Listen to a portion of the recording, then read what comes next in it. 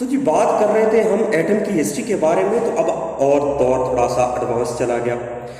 अब हुआ ये कि हमारे पास एक साइंटिस्ट है जॉन डाल्टन। जॉन डाल्टन जो थे हमारे पास, वो इंग्लिश स्कूल टीचर थे।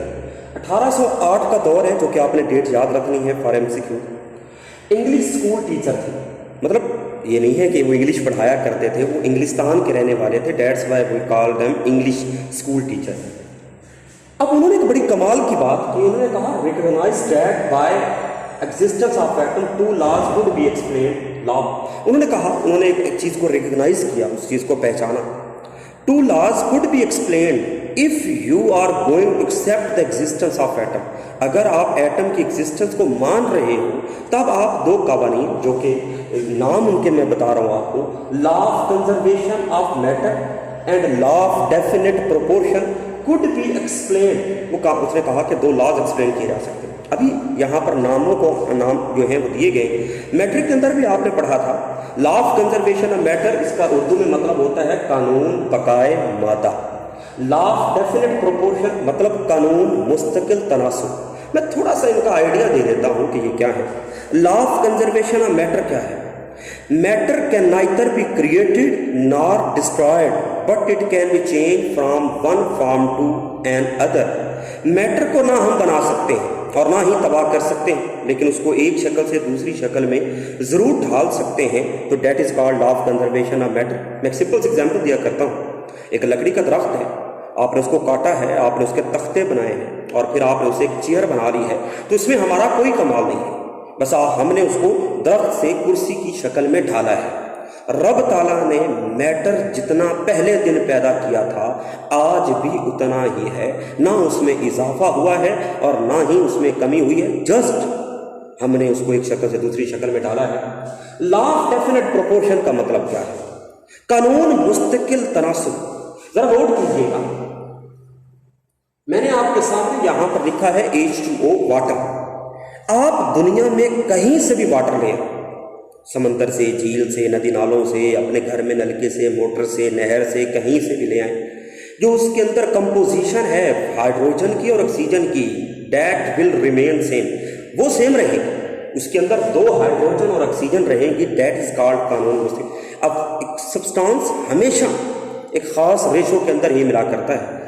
2 नंबर का शॉर्ट क्वेश्चन पूछा जाता है कि इस दफा बोर्ड के पेपर में भी आया था, what are the postulates of Dalton's atomic theory. Dalton ने एक अपनी पहली एटॉमिक थ्योरी दी, जिसमें वो कहता है all matter is made up of atoms of different element. जैसे कि हम बचपन से मानते आ रहे हैं कि तमाम जो मैटर है वो एटम से मिलकर बना है, तो ये किसने रिकॉग्नाइज किया? ये डाल्टन ने किया, जॉन डाल्टन। उसके मुताबिक क्या था कि तमाम मादा जो है, all matter is made up of atoms of different element. जैसे कि आप नोट कर सकते हैं HCl, इसके अंदर ये 2 एटम से मिलकर बना है, H2SO4 HNO3 water, HCOOH formic acid है, CH4 मीथेन है, CO2 NH3। These are all the examples of matter around us. These are made up of atoms of different elements. और मजे की बात यह है कि आज तक हमें जितना भी एटम का पता चला है वो 118 एलिमेंट हैं।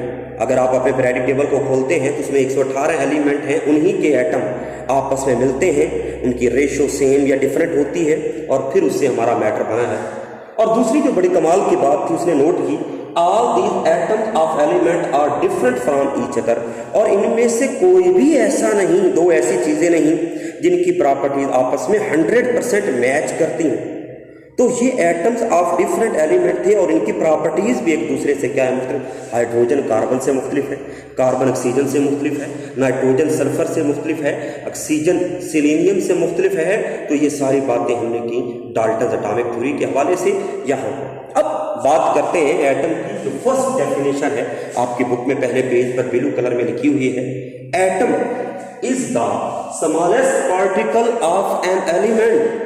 एलिमेंट का छोटे से छोटा जर्रा which can take part in any chemical reaction, जो किसी भी केमिकल रिएक्शन का हिस्सा बन सकता है, दैट इज कॉल्ड एटम।